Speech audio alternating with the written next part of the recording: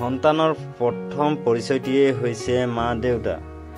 মাক দেউতাকৰ পৰাই সন্তানে নিজৰ পৰিচয় পায় আৰু এই বিশাল জগতখনৰ লগত চিনাকি হয়। মা দেউতাৰ অবিহনে জীৱন অচল। সন্তানৰ প্ৰথম শিক্ষাগুৰু হৈছে মা দেউতা। মা দেউতাই নিজে পঢ়া শুনাৰ বিষয়ে একো নাজানিলেও বা পঢ়া শুনাৰ বিষয়ে কোনো বিশেষ জ্ঞান নাথাকিলেও নিজৰ সন্তানক চিন্তা সংস্কাৰ কাম আৰু ভাল চৰিত্ৰ দিয়াৰ চেষ্টা কৰে, যাতে তেওঁলোকৰ সন্তানে নিজৰ জীৱনত সফলতাৰে আগবাঢ়ি যাব পাৰে।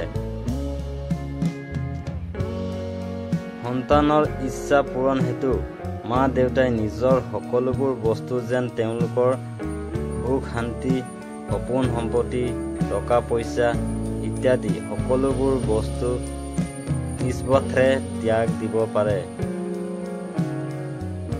তেওঁলোকে ইমানখিনিয়ে বিচাৰে যে তেওঁলোকৰ সন্তান কেতিয়াও কোনো ধৰণৰ কষ্ট দুখ যন্ত্ৰণাৰ সন্মুখীন নহওক।